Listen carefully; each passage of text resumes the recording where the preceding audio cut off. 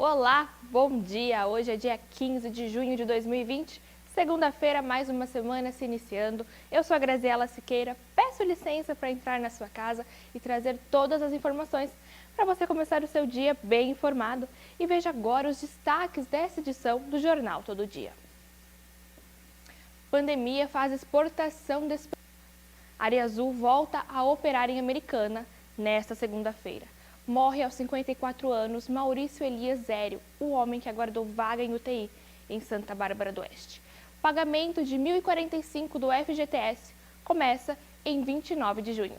Tudo isso e muito mais agora no Jornal Todo Dia.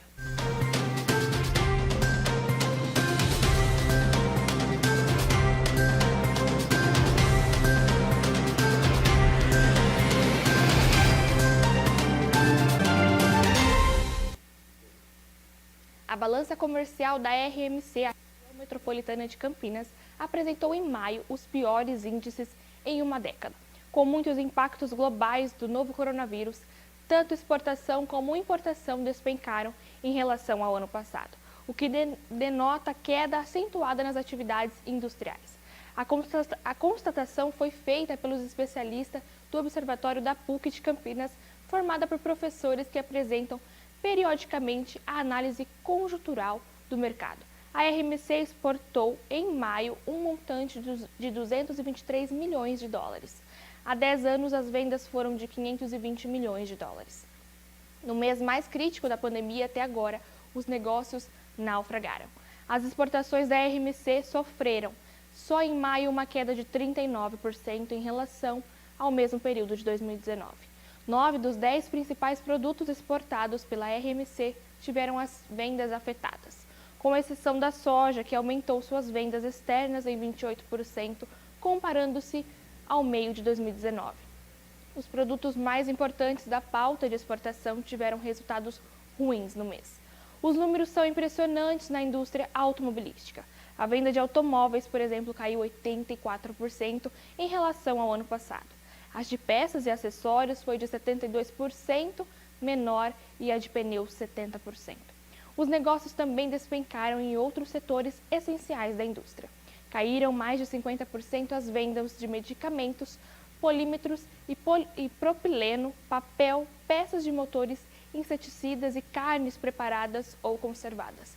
Em relação aos 10 produtos mais importados pela RMC, totalizaram 47% das compras externas realizadas a 2020 e 2020. A redução nas transações foi generalizada em maio. No acúmulo do ano passado, o volume importado somou 4,7 bilhões de dólares, enquanto o total exportados apresentou menos de um terço deste valor, ou seja, 1,033 milhão de dólares. Até o momento, portanto, o déficit comercial da RMC no ano é superior a 3 bilhões de dólares. Os números da RMC refletem a crise de todas as regiões industrializadas do país. No acumulado do ano, o estado de São Paulo obteve uma queda de 21% nas exportações e 10% nas importações, com déficit acumulado no valor de 2 bilhões de dólares, informou o economista Paulo Oliveira, responsável pelo informativo do Observatório da PUC Campinas. As compras da China, por exemplo, principal fornecedor dos insumos usados nas linhas industriais brasileiras, caíram 65,72% em relação ao mês de maio de 2019. De acordo com o professor, os números revelam que o governo precisa adotar rapidamente uma política para atenuar os impactos da pandemia e recuperar as atividades industriais. É o momento certo, segundo ele, até mesmo o Brasil diminuir de maneira permanente a proporção do conteúdo importado na produção nacional. E agora, o sistema de estacionamento rotativo em Americana será reativado hoje, nesta quinta-feira, dia 15 de junho. A cobrança da Área Azul estava suspensa desde o dia 1º de abril, em função da pandemia do novo coronavírus. Segundo a Estampar, a empresa que opera o sistema, os agentes irão trabalhar seguindo as normas e recomendações das autoridades de saúde, como o uso de máscaras, protetor facial e álcool em gel individual. Os parquímetros também serão higienizados 4 vezes por dia. O atendimento aos usuários na central de atendimento seguirá as medidas de distanciamento e segurança. A empresa e a prefeitura reforçam que os usuários podem pagar área azul pelo aplicativo Vaga Inteligente, disponível gratuitamente nas versões Android e iOS. E agora mais um paciente que precisava de uma vaga da UTI morreu em Santa Bárbara do Oeste. Maurício Elias Zério, de 54 anos, que estava na Unicamp em Campinas, morreu na noite deste sábado, dia 13. Maurício Zério deu entrada ao pronto-socorro Dr. Edson Mano no dia 7 e desde então estava aguardando vaga em uma unidade de terapia intensiva da UTI. Segundo os familiares, ele foi internado às 2h30, às 14h30 e foi encaminhado para a emergência devido à gravidade do seu estado. Maurício fazia tratamento de hepatite C e precisou de uma bolsa de sangue não fornecida em Santa Bárbara do Oeste. E o homem teve 8 paradas cardiorrespiratórias. O estado de Maurício piorou e, sem vaga em UTI, a família recorreu às redes sociais e à imprensa para fazer apelos, implorando uma vaga de UTI. E foi através do CROSS, a Secretaria de Saúde, que o paciente conseguiu transferência para a Unicamp em Campinas. Maurício Zério estava em uma UTI, em uma vaga da Covid-19 na Unicamp, com suspeita de ter contraído a doença. Segundo relatos dos familiares, ele ficou em observação aguardando vaga de UTI por mais de 48 horas ao lado de casos de pacientes com Covid-19 no PS Edson Mano, em Santa Bárbara do Oeste. Os enfermeiros do PS, Dr. Edson Mano e Afonso Ramos, a reportagem do SB Notícias confirmou que os pacientes com suspeitas de coronavírus têm sido colocados em alas com pacientes com outros casos. A Secretaria de Saúde do município foi contratada para se manifestar a respeito, mas não retornou. Maurício era filho de João Zério e irmã Chiavon Zério. Deixou 5 filhas, morava no bairro Cidade Nova. O velório aconteceu no Berto Lira às 11 horas e seu corpo foi levado para o crematório de Piracicaba. E agora, a Caixa divulgou neste sábado, dia 13, o calendário de pagamento de 1.045 do FGTS, o Fundo de Garantia de Tempo de Serviço. Os depósitos começam dia 29 de junho deste mês e vai até o dia 21 de setembro, seguindo o mês de nascimento dos trabalhadores. Mas quem receber terá que esperar semanas ou até meses para sacar o dinheiro. A princípio, a Caixa vai depositar os valores em poupanças digitais abertas pelo banco. O trabalhador poderá mexer na conta apenas para pagamentos de boletos, compras online e compras com pagamentos realizados em algumas maquininhas de cartões, e o banco não detalhou quais. Saques em dinheiro ou transferência para contas em outros bancos serão autorizadas a partir de 25 de julho. O governo anunciou em abril que liberaria um saque emergencial do Fundo de Garantia para apoiar os trabalhadores durante a crise causada pela pandemia do novo coronavírus. A medida provisória editada à época permitia o saque da próxima segunda-feira, que é hoje, mas faltava a Caixa divulgar as regras e datas para o saque, o que aconteceu no sábado. Tem direito ao dinheiro trabalhadores que possuem contas ativas dos empregos atuais ou inativas de empregos anteriores do FGTS. A data em que o valor cai na poupança digital depende do mês de aniversário do trabalhador. Segundo o presidente da Caixa, Pedro Guimarães, o trabalhador poderá conferir os valores disponíveis e tirar dúvidas pelo site do FGTS ou pelo telefone 111. A partir de hoje, dia 15 de junho, o aplicativo do FGTS para Android e iOS trará informações a partir do dia 19 de junho. O limite que cada um poderá movimentar é de 1.045. E se o trabalhador tiver mais conta, o dinheiro será retirado primeiro das contas relativas a contratos de trabalhos e amigos, com o início por aquelas que tiverem o menor saldo. Depois, o dinheiro poderá ser retirado de contas ativas, com início também por aquela que tiver menor saldo. De qualquer modo, o valor total não pode passar de 1.045. E agora, vamos a um rápido intervalo.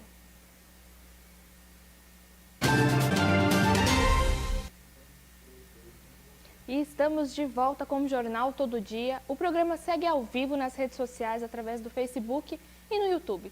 Bom dia, você que ligou sua TV agora aqui no canal 14.1 digital da TV Todo Dia. Não deixe de participar do nosso jornal. Tome seu café da manhã comigo e fique bem informado. E agora confira a previsão do tempo com a Larissa Magalhães, do Clima Tempo. Áreas de instabilidade vão influenciar parte da região sudeste do país nesta segunda-feira. A previsão para o Vale do Paraíba, o centro-sul fluminense, é de predomínio de céu nublado e chuva em alguns momentos do período da manhã. No extremo norte fluminense e no Espírito Santo, também tem predomínio de céu nublado, mas a chuva pode ocorrer em vários momentos do dia.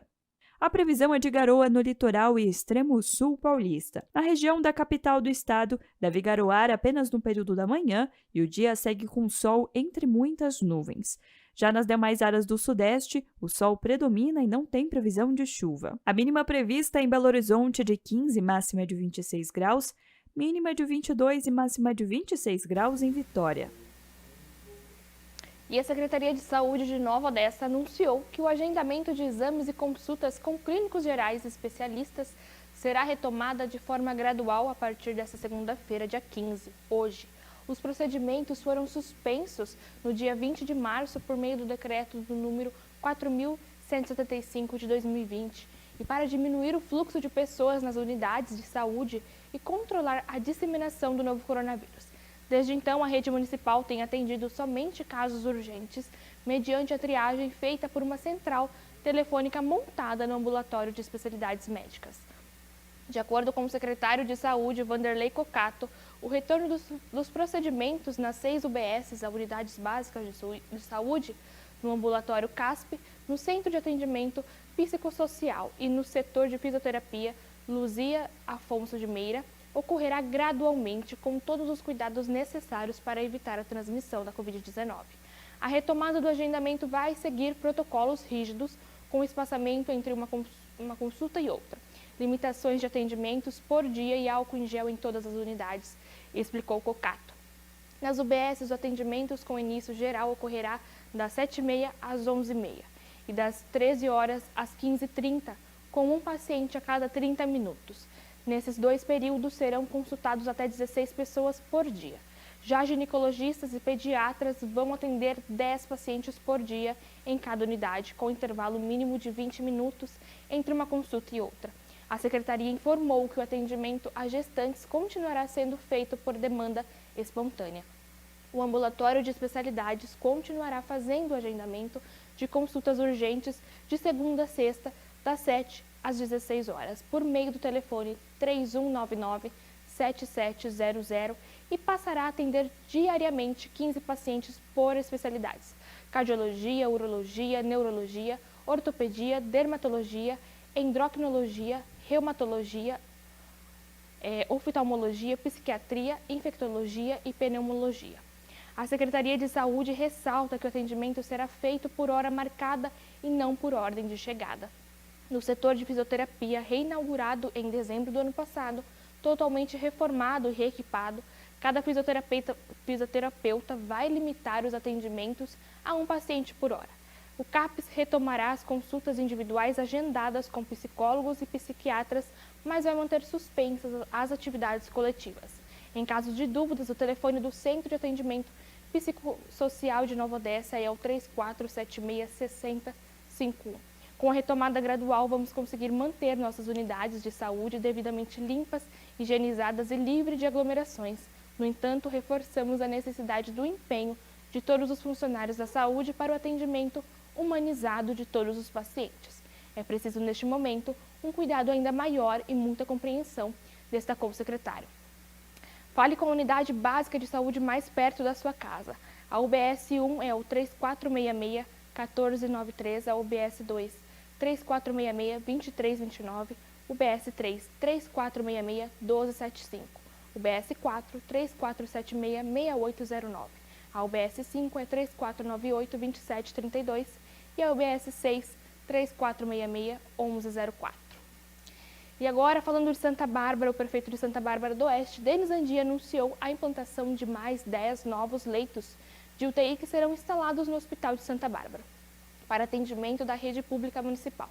No mês de maio, a Prefeitura já havia ampliado a oferta de leitos de UTI dentro do hospital, quando passou de 8 para 10 leitos de uso geral e ainda acrescentou outros 5 leitos com isolamento para o tratamento de pacientes com coronavírus, totalizando 15 leitos já implantados. E nesta próxima semana, outros 10 novos leitos de UTI serão implantados, ampliando as alas de atendimento de pacientes de uso geral e também de coronavírus. totalizando 25 leitos para o uso do sistema público. Estamos atentos à necessidade e trabalhando para a ampliação dos leitos de UTI para os pacientes da rede pública municipal. Antes da pandemia, nosso planejamento previa chegarmos a 20 leitos em agosto deste ano. E com os novos leitos, novo cenário, antecipamos o cronograma e ainda ampliamos o número, buscando atender também o excesso previsto para esses meses de enfrentamento do coronavírus, comentou o prefeito. Em relação à estrutura específica para o tratamento de pacientes com coronavírus, uma outra novidade é o início do funcionamento do hospital de campanha, que vai dar retaguarda aos leitos de UTI do Hospital Santa Bárbara. A unidade é uma parceria entre a Prefeitura e a Unimep e cedeu gradualmente as dependências do bloco 15 do campus local da universidade. Com isso, os investimentos necessários foram mínimos, uma vez que todos os equipamentos e leitos de enfermaria já faziam parte da estrutura de Secretaria de Saúde. O hospital de campanha terá duas finalidades prioritárias: tratar pacientes diagnosticados e assintomáticos, para evitar ao máximo que necessitarem da UTI, e também concluir o tratamento de pacientes que já passaram por UTI, que evoluíram para receber a alta. A unidade deve ter início nas próximas 2 semanas.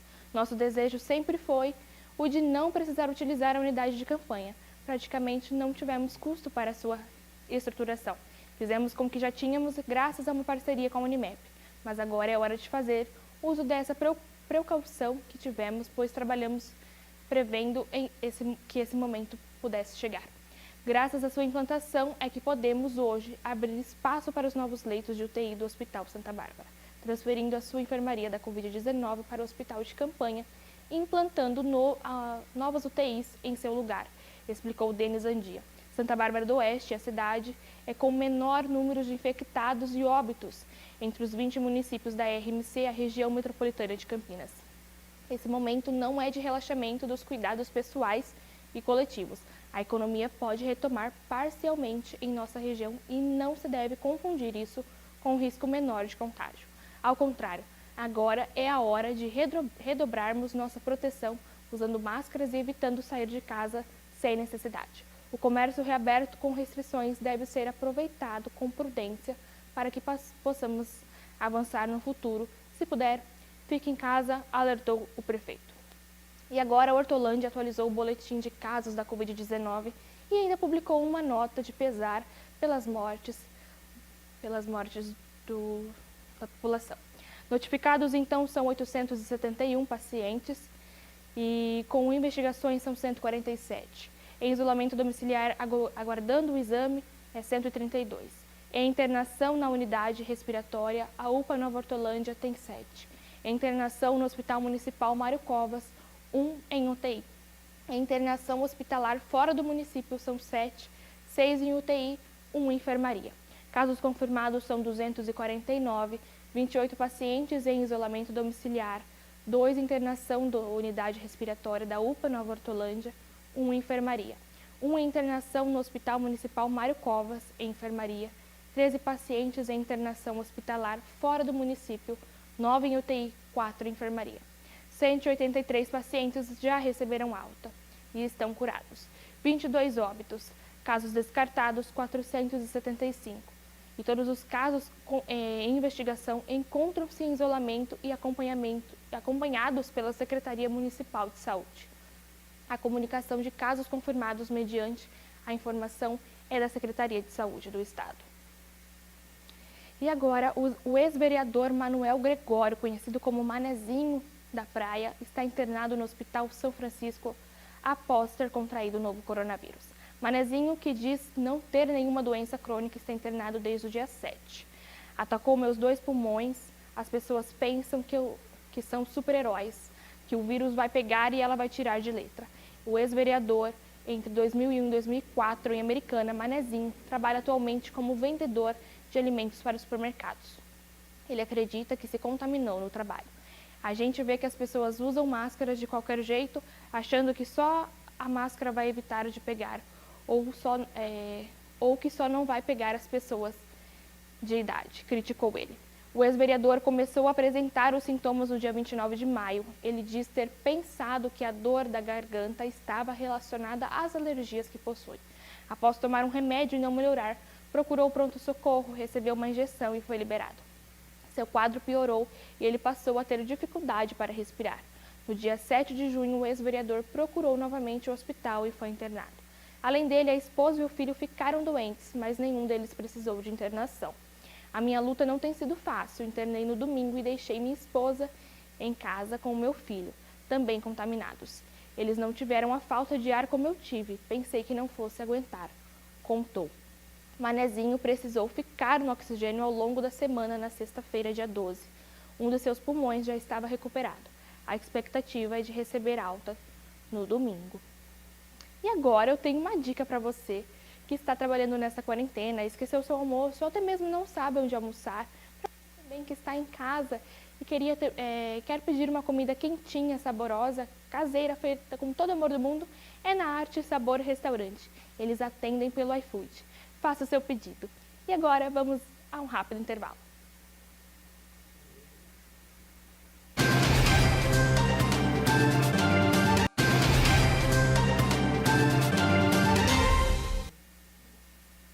E estamos de volta. As vendas do Dia dos Namorados decepcionaram os comerciantes da região central de Americana. Mesmo com a presença de pessoas no calçadão, as aglomerações não se converteram em vendas. O proprietário de uma loja de roupas, Ivone Núcio, calcula que 6 pessoas buscaram a loja para comprar presentes na sexta-feira, dia 12. O usual seria pelo menos 100 clientes nessa data. A venda está fraca, bem baixa da expectativa e o pior que o Dia das Mães. Você vê que tem bastante gente no calçadão, mas se analisar vai ver que são poucas com sacolas, criticou. Apesar da presença de pessoas neste sábado, dia 13, na região central, o público no calçadão foi menor do que aquele observado no dia 6 de junho, o primeiro sábado em que o comércio pôde abrir as portas após a flexibilização da quarentena. Gerente de uma loja de roupas, Andréia de Oliveira, acredita que o movimento da área central está relacionado a pessoas que estão passeando e não comprando. Tem muitas aglomerações devido a pagamentos atrasados, alguns vêm comprar, mas é mais curiosidade do que para saber o que está acontecendo no centro. As pessoas estão cansadas de ficar em casa, querem extravasar, sair. Acredito que seja isso, avaliou. Mas aglomerações a gente tem medo. Precisamos é de venda, finalizou. É nítido a falta de conscientização das pessoas que não respeitam a distância mínima nos deslocamentos pelas ruas e nas filas em frente às lojas, para controlar a entrada de clientes. Outro problema observado foi o uso incorreto de máscaras e até mesmo a ausência do acessório, obrigatório em todo o estado de São Paulo em função da pandemia. E agora, ainda falando sobre Americana, a venda do bolo de Santo Antônio neste sábado, dia 13, o dia do padroeiro superou as expectativas e bateu recordes. Com a pandemia, os fiéis aumentaram a busca pelo bolo abençoado. Um esquema especial foi montado para a entrega, para evitar aglomerações e entregar os pedaços com segurança. Este ano foi comemorado o 120º aniversário do padroeiro em Americana.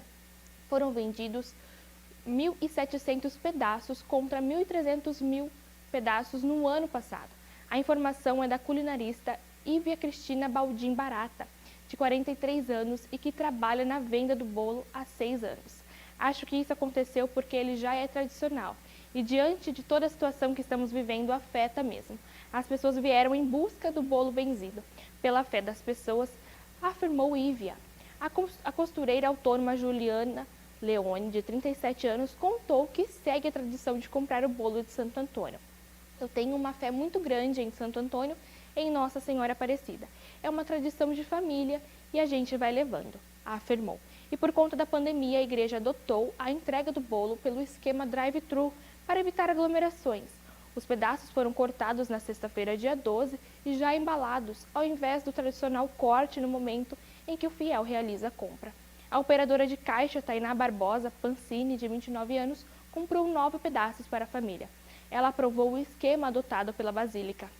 Achei até mais fácil da outra vez, antes da pandemia estava mais movimentado, afirmou. E o padre Valdinei Antônio da Silva, que está à frente da Basílica Santuário Santo Antônio de Pádua, contou que as celebrações virtuais do aniversário do padroeiro reuniram 14 mil fiéis ao longo da semana. A gente gostaria de fazer muito mais em função dos 120 anos da presença de Santo Antônio na comunidade de Americana, desde a matriz velha e a chegada da imagem com os italianos. Esse ano, a gente tem uma festa singular em função do coronavírus, algo que afetou o mundo inteiro, afirmou o padre. Nesse sábado, o bispo Dom José Roberto celebrou a missa às 7 horas e fez a bênção do bolo que foi entregue aos fiéis. Cada pedaço custou R$10 e o recurso levantado será utilizado para a manutenção da comunidade. E uma novidade a partir de segunda-feira. A partir de hoje, o prefeito Barjas Negre assinou um decreto que estende a quarentena no município até o dia 28/6. O documento também antecipa o horário de reabertura das atividades flexibilizadas da cidade, o comércio, imobiliárias, concessionárias de veículos e escritórios. A partir de hoje, o horário passa a ser de segunda a sexta-feira, da meio-dia às 16 horas, aos sábados das 9 às 13 horas. O Shopping Piracicaba será mantido das 16 às 20 horas, de segunda a sábado. A medida vai evitar a coincidência de horários com o setor industrial, que encerra o expediente normalmente às 17 horas.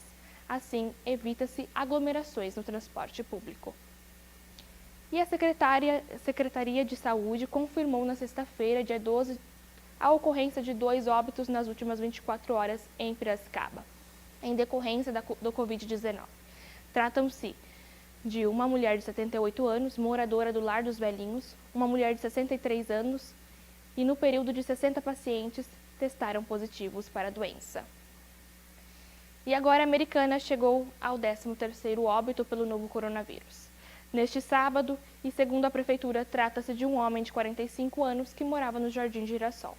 Ele faleceu no dia 7 de junho e era considerado um óbito suspeito da doença, mas o exame PCR do Instituto Adolfo Lutz confirmou que o paciente estava com a Covid-19.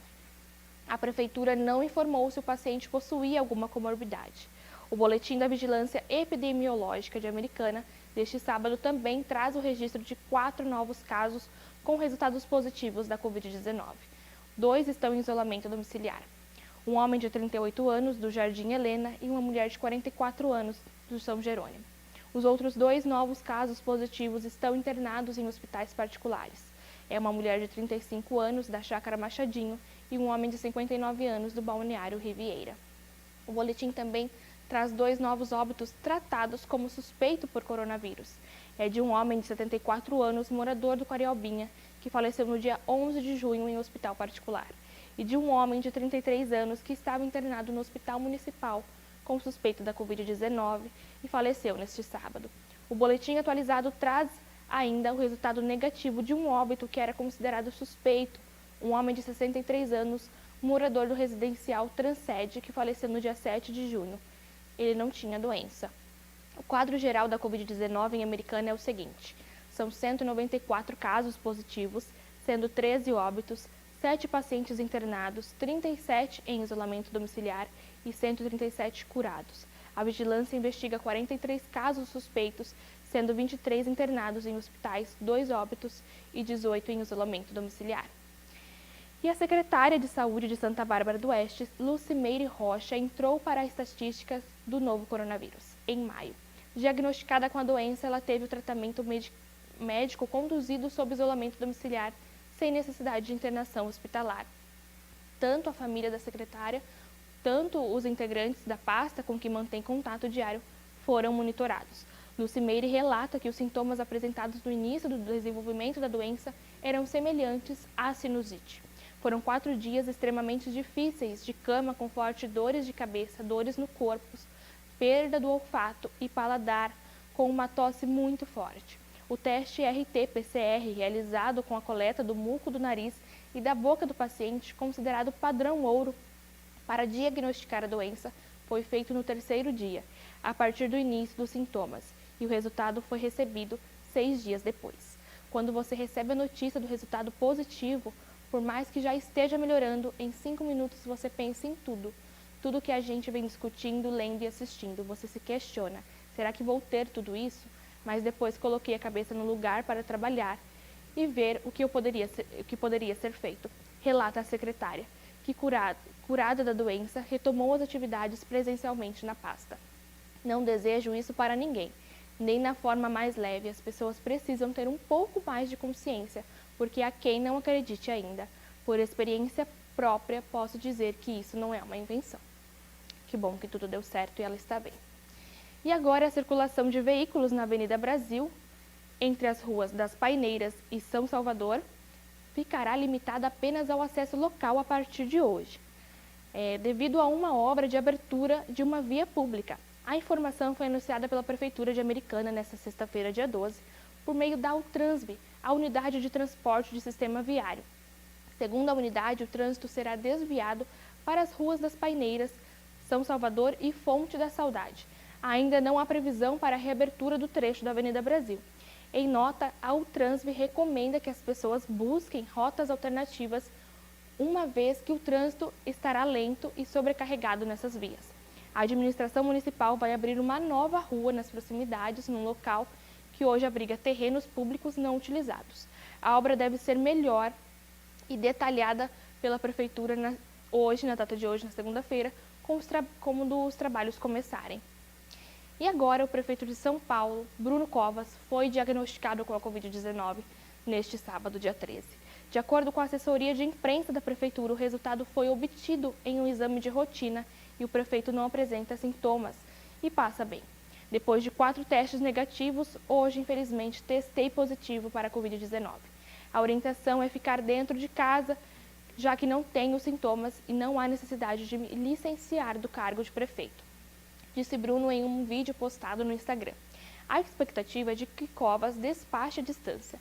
A expectativa é de que eu fique aqui por 10 dias, disse. Em outubro de 2019, o prefeito foi diagnosticado com adenocriona, um tipo de câncer maligno situado na região do cardíaco, na transição do esôfago para o estômago. Através do exame PET-scan, ainda foi descoberta uma metástase do fígado e uma lesão no linfonodo. Melhoras ao prefeito Bruno Covas. E agora, a falta de sinalização no cruzamento da rua Arkansas com a Avenida Rafael Vita, no Jardim Dona Judite, em Americana, já provocou ao menos 5 acidentes só neste ano. De acordo com o gerente Rafael Manchetti, morador do local, segundo ele, a avenida liga o centro da cidade com a Vila da Inês e por isso possui um alto fluxo de veículos, principalmente em horários de pico. Por não ter uma sinalização para redução da velocidade, como uma lombada, muitos acidentes já foram provocados. Além disso, outros acidentes ocorreram por motoristas que se perderam no cruzamento pela falta de placas, indicando o caminho. Na verdade, toda a avenida está bem precária. Qualquer um que passa por lá vê a falta de sinalização, as calçadas estão em más condições e os pedestres ou ciclistas têm que andar na rua, completou. A Secretaria de Obras e Serviços Urbanos da Prefeitura de Americana foi questionada, mas não respondeu quais as medidas seriam tomadas. E agora vamos a um rápido intervalo.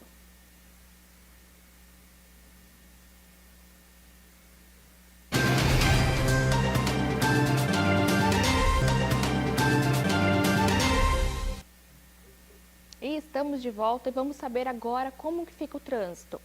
A rodovia SP-101 tem trânsito lento na altura do CDP de Hortolândia. A rodovia Anhanguera tem congestionamento no sentido da SP, na altura do bairro Nova Aparecida, na chegada a Campinas. A rodovia José Lozano de Araújo tem trânsito lento para quem sai de Paulínia e vai acessar a rodovia Anhanguera ou seguir para Hortolândia.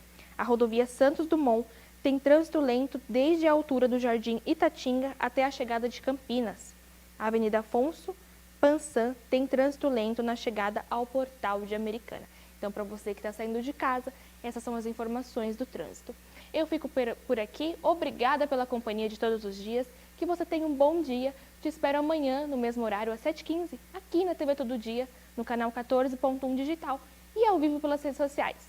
Fique agora com a bênção de todo dia, com o pastor Vanderlei Carceliano.